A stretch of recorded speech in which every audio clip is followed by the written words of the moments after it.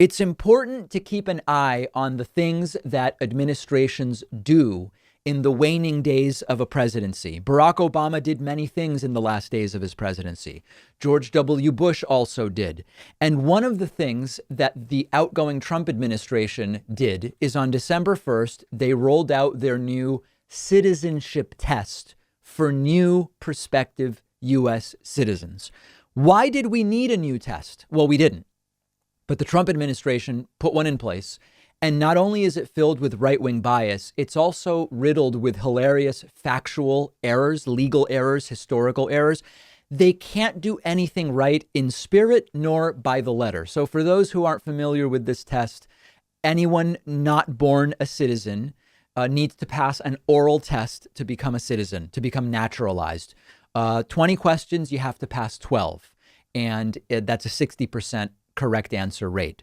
The new test is filled with questions about things that most people born in the U.S. as citizens don't even know. Specific questions about Alexander Hamilton, the Trump administration has put in. Questions about the 10th Amendment, which most people know nothing about. And it's clear that the idea is to just make it more difficult to become a naturalized citizen. And in order to do so, you have to sort of buy into a bunch of right-wing Trumpian propaganda. Some of them actually say, these new questions, that the correct answer is something that is just factually wrong. Here's an example. Question: who does a U.S. senator represent? The study guide says the correct answer is citizens of the state.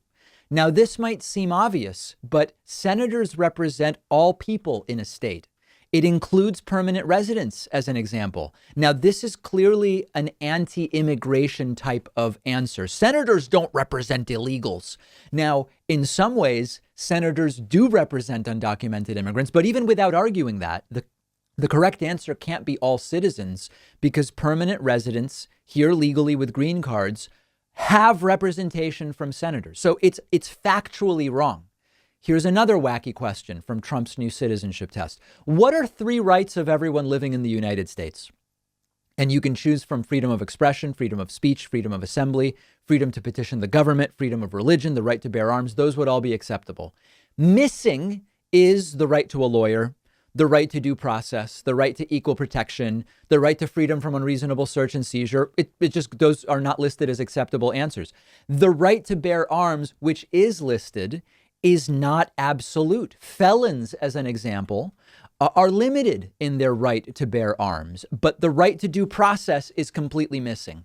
It's a factual joke. And then one more for you. What is the supreme law of the land? The study guide says the answer is the U.S. Constitution. This is utterly insane. The law of the land includes the Constitution, all laws, statutes, and treaties that we have. And that's even in the Constitution. The Constitution says that the full law includes statutes, laws, and treaties. Trump couldn't even pass this test. Let me put it a different way even. Trump couldn't pass the bogus test they've created, even as they delineate the right answers. And Trump also couldn't pass the test that we had up until December 1st.